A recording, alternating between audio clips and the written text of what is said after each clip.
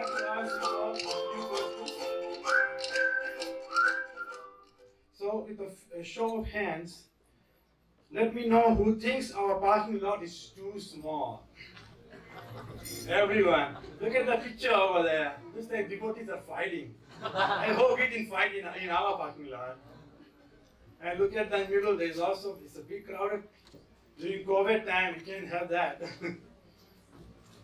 And who thinks our temple hall is too small during the festival? I guess everyone. Right now it's completely packed. Well, we all think we have outgrown this temple. Well, guess what? New ISKCON Calgary temple is coming. We are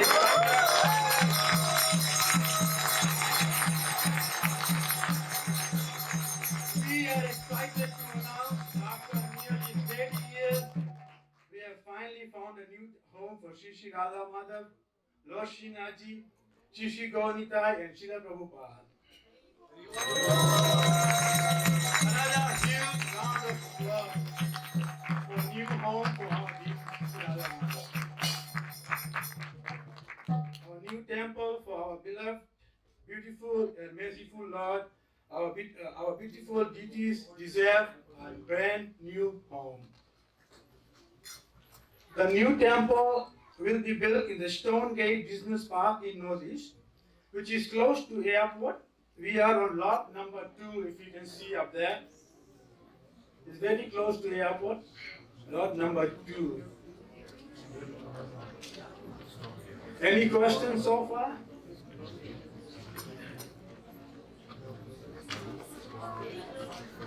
We want to have a new temple built because of space constraint, but along with that, we also want to carry forward Srila Prabhupada's teaching and his vision to spread unadulterated teachings of Lord Krishna all over the world, so that you and I can lead a Krishna conscious life and ultimately attain love of Krishna.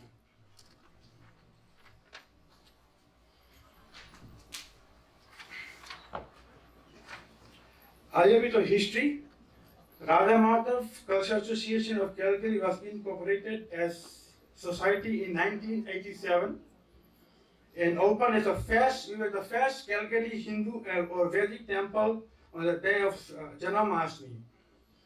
These beautiful Radha Madhav deities were installed in 1990 and they were donated by Yudhishthir Maharaj and his family, and in 1992 we had installed Srinathji, who was donated by Vijayaben Rupahel and family. We secured this land, this present temple, back in 1986, which was the Italian club at the time. But before that, we used to run a temple in a farm, Shakti Mataji's farm.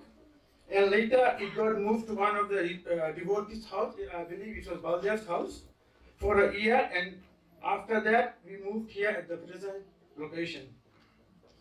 We had a heavy interest rate at that time, it was 12%. Now the interest rate is getting high, but we had 12% 30 years ago. And the monthly payment was about $1,400, which was pretty high 30 years ago. But by Krishna's mercy, it got paid off in 1996, the year of Srila Prabhupada's centennial year. And we had a program known as Shastra Tirajal Maha Abhishek project, which helped us to collect lots of donations in pay of the temple. And this is just a small story of this building, but we have faced quite a bit of struggle to build this temple, but Krishna always comes to rescue. So now is the time for a wonderful temple, a new home for Shri Radha Madhav, Srinathji and Srila Prabhupada. Now that was for this temple, but the new temple building will be modern, will be functional and environmentally sustainable, centered with elements of Vedic architecture. Now, are you all excited to see our new temple, how it's going to look like?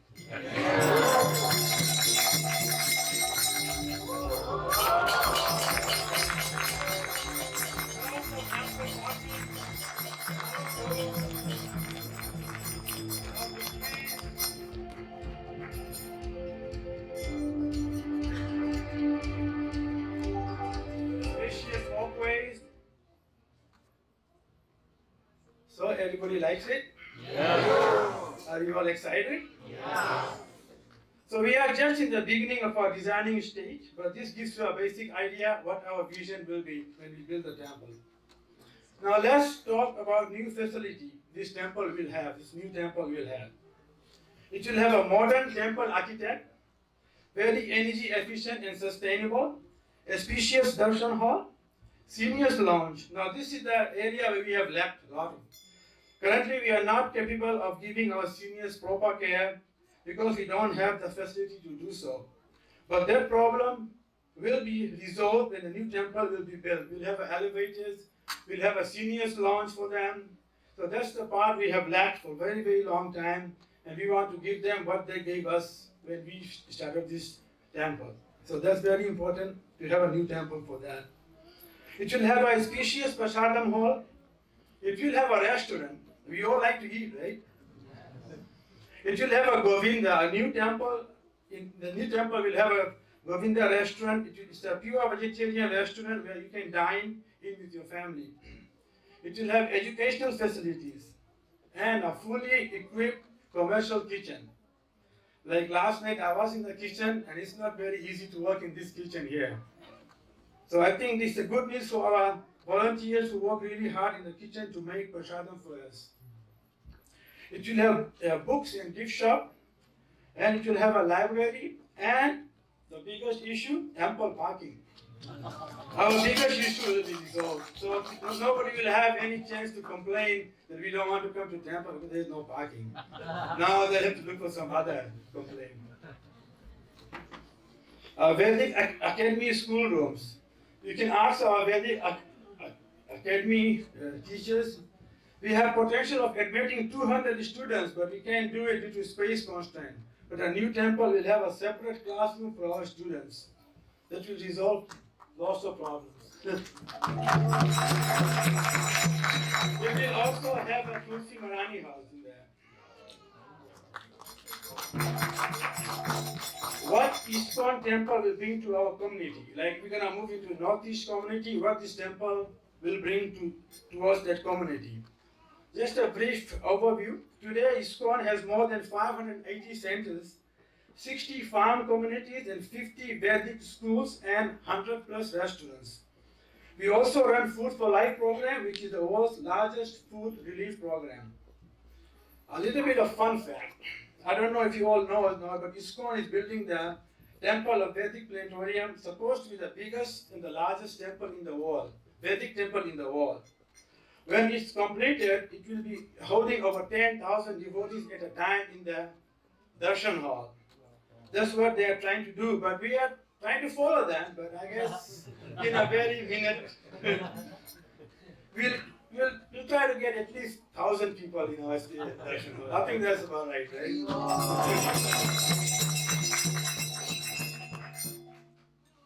Okay, now let's jump into the activities we'll have in the new temple. Like, temple is there, people are here, but what are we going to do in that temple, right? So we'll have a satsang, it will be like a community building. We'll have spiritual gatherings and satsang programs that promotes interaction on a more spiritual level. The family-like community atmosphere is an ideal environment in which to cultivate a deep, personal and spiritual relationship with the divine. We'll continue to have cultural festivals, but on a way bigger scale. We'll have samskara, character building. As I said earlier, we have a potential of admitting 200 students in order to cultivate the character and knowledge of our kids. Even in this temple, we can take up to 80 kids, but we can go up to 200. We have to turn back so many people, we have no space. So it's very important to shape their character at young age. And our temple is dedicated of sharing this valuable beginning with Sunday school for children and take them on a spiritual journey. We'll have a Sangha, youth activities. I can ask, we have so many youths here. Our temple has an astounding youth group, and they play a crucial role in major festivals. Every Saturday we have class on Bhagavatam, and it will continue in the new temple as well, but we will have more interactive programs and reading seasons for devotees. Prasad, spiritual food. I guess you all have food. If you like to get food, well, we'll get food in about 15 minutes. Lord Krishna famously declares in Bhagavad Gita that a fruit, a flower, and a leaf or some water offered to him with love is accepted by him. Vegetarian food items prepared and offered with love to Krishna. So with the Spacious Kitchen, we also have a Food for Life program from the temple kitchen. And then we are working with the health department to go out on the street to distribute the food over there. This we have to have a permit, so we are working on it. With the new temple, it will be very easy for us.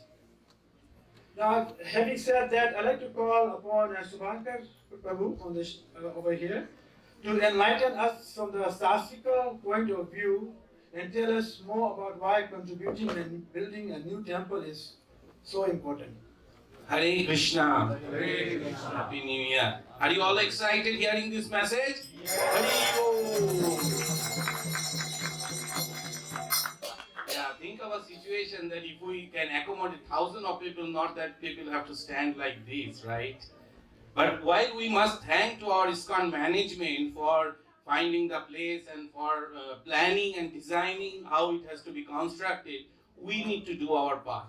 Because it's not ISKCON temple, it is our temple, right?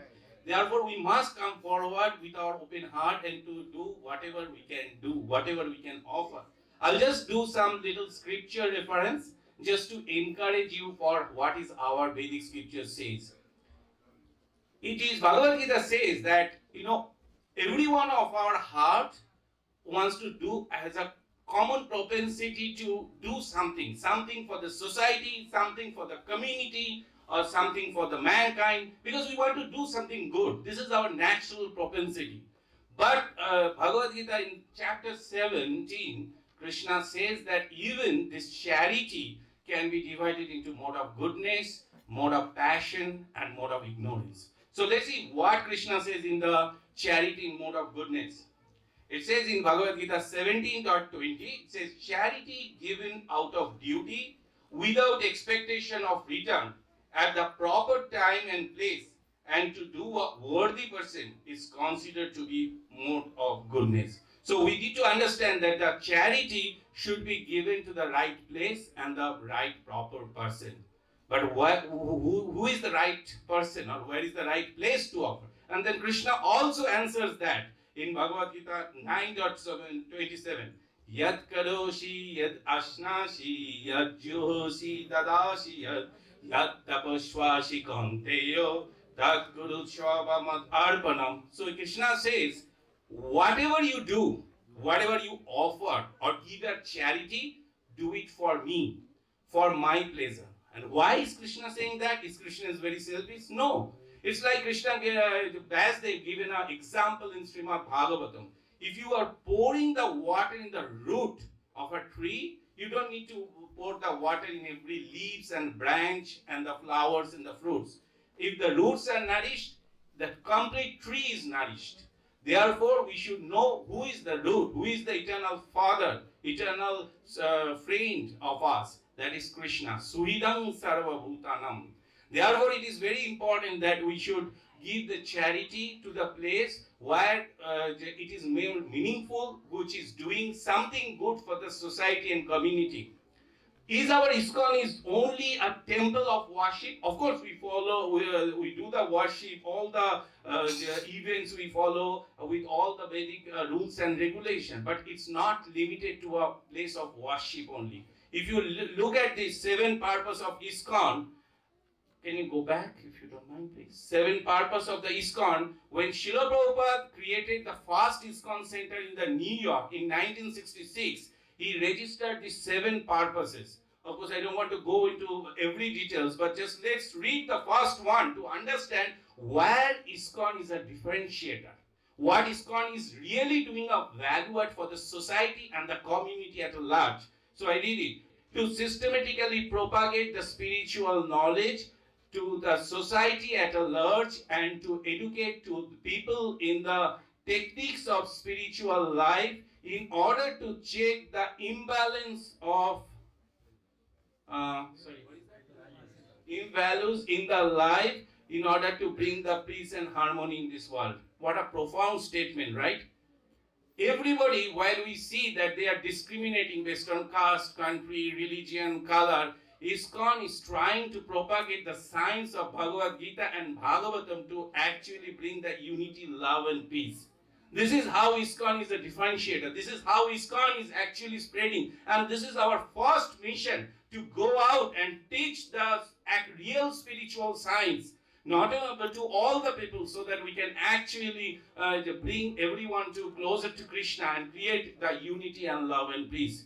Therefore, it is the right place. Srila Prabhupada says we must support wholeheartedly to do the Krishna conscious movement. And that is why we must thank once again to our ISKCON management to take it on a larger scale, so that we need a bigger temple and a very organized community to continue to protect the dharma, to continue this mission for not only for us, but for our next generation. Because otherwise, how do we expect that our kids will, just for a sentimental value, they will understand this knowledge and they will cultivate? Once they grow up, they will go to college or office, they will just simply ignore it because it's sentimental value. But if we can teach them what is the science behind it, then they will be convinced. The example is Ananda Madhav Prabhu. He actually grew it here, and he actually understood the science, and so he was so confidently presenting this. Don't we want our kids to present like that? Don't we want our kids to continue this culture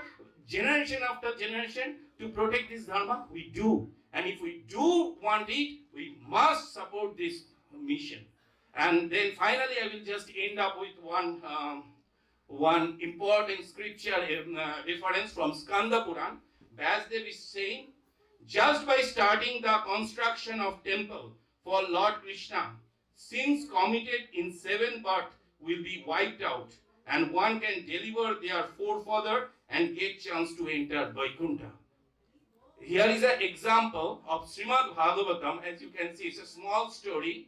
The fruit seller is actually came to sell the fruits to Krishna's house. And the little baby Krishna, at that time actually they exchanged the fruits based on the grains. So Krishna actually took some grains on his little hand and tried to exchange. But all the grains fell down from his little hand. But this fruit seller is actually so enchanted with Krishna's beauty, he gave all the fruits. And as a result of which, when she looked to her basket, all of them are filled up with jewels and the gold.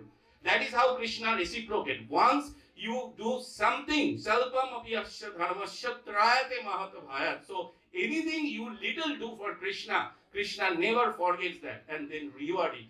So I will request with this that you please open your heart, connect your friends and relatives, and encourage them to do the donation and help ISKCON management to build the temple, not for ISKCON, but for our purpose. Thank you very much. Hare Krishna. Srila Prabhupada ki jai. Thank you, Swanga Prabhu, for giving us a very nice discourse on why we should all help in building the new temple. Now the most interesting part. Everybody loves this part, the most interesting. As Subhankar Prabhu has explained the benefits of contributing to a new temple building, I'd like to talk to you something about donation incentives. We'll be giving lots of incentives to the donors, but the best incentive, as Subhankar Prabhu has said, will be given by Krishna Radha Madhav himself. So, and here are some of the examples of donation incentives which we will give. So, we like a gratitude, or free ticket to Vrindavan, free hall rentals, names engraved on tiles around the Parikrama Marg and Kitchen Hall, discounts during various events. We are still finalizing the details on incentives and will announce more in depth in a week or so. So that's the incentive we will provide. First, I would like to thank all the devotees who have supported our efforts over the years. We are forever and eternally indebted to you all. We still need your further help to complete this project. We all know, as in English, we always say charity begins from home. So our council members have set a good example by pledging fares. Those are the pledges from our council members. We have Atmaram Das pledging $101,000. Mayor Diaz Das, Vice President, he contributed $51,000. Adi Keshav Prabhu pledged $51,000. Surbi, very young, she pledged $21,000. Krishna Vidya Das pledged $21,000. Vijay Mata Das pledged $21,000. Rajesh Joshi pledged $11,000 and said we'll give more. Dipeshwari Devi Dasi and Sachipran also pledged $11,000 and they have promised to give more.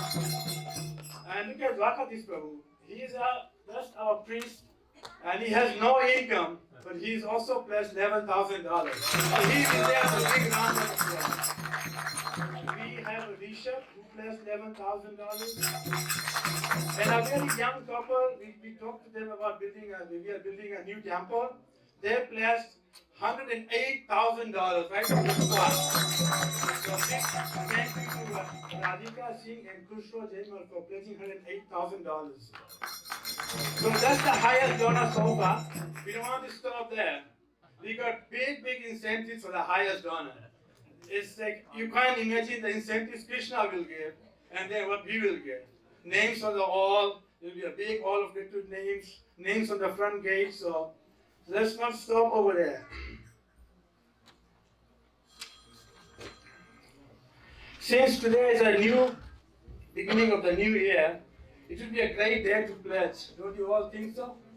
Yes. The best day to pledge. This pledge you don't have to give today. It's a 5-year project, and whatever you pledge today can be paid in installments. Although will only be required to come up is 20% of the funds by September. You will also receive tax credit depending on the amount you have donated as per your income. We understand times are tough right now, especially with the unstable economy. But if we have a desire, Krishna will help us. He has helped many devotees. He will help us. A great example once again is Srila Prabhupada. He didn't have enough money when he reached New York and didn't know anyone. Neither he had a chance or a place to stay or any food to eat. He was 69 years old at the time. But he had determination to reach his goal with Krishna in his heart, and he was able to make impossible possible. And he was only able to do it because of Krishna's support and mercy. And he had full faith in Krishna. We still have so much more than Prabhupada did at that time. So if that didn't stop him, it should not stop us either. And with that being said, we are only asking for an amount that you can pledge. Anyone would like to initiate this good cause by pledging the right amount